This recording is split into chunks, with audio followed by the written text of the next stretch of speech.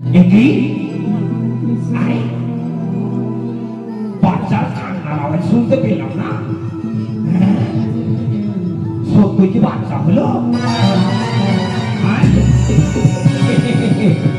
এবার এবার যদি এই সুসংবাদটা মহারাজকে যদি দিয়ে দিই তাহলে তাহলে মহারাজ আমাকে পুরস্কার দেবে। তাই তাড়াতাড়ি করে গিয়ে এই মুহূর্তে এক্ষুনি মহারাজকে খবরটা ছুটতে যাই। মহারাজ মহারাজ মহারাজ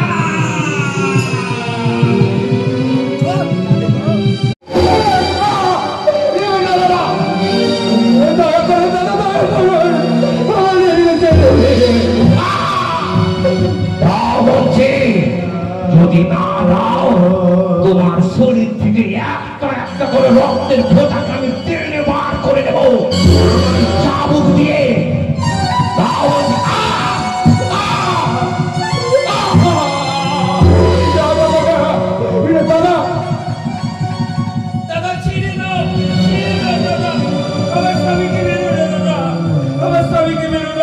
আমি আমার স্বামীকে বুকে আগলে ধরে রাখবো, আমার পুত্রকে আমি আগলে ধরে রাখবো, আমি আমি কখনো ছাড়বো না। আগলে এসে আমাকে বধ করার চক্রান্ত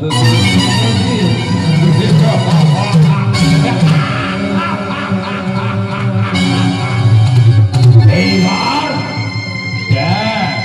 তোর মামা তবে শয়তান এই তোকে তুলে আমি পাথরে আছাড় দিলাম।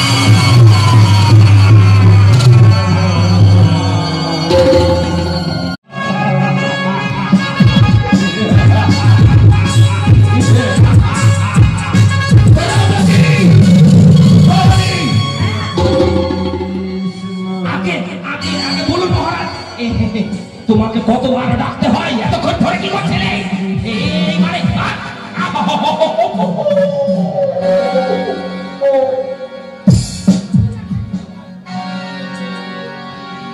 তোমাকে এতক্ষণ ধরে ডেকে যাচ্ছি, শোনো। আচ্ছা মহারাজ একটা কথার উত্তর দিবেন। এমন কি কথা? আপনি কি সত্যি সত্যি আপনার ভাগনাকে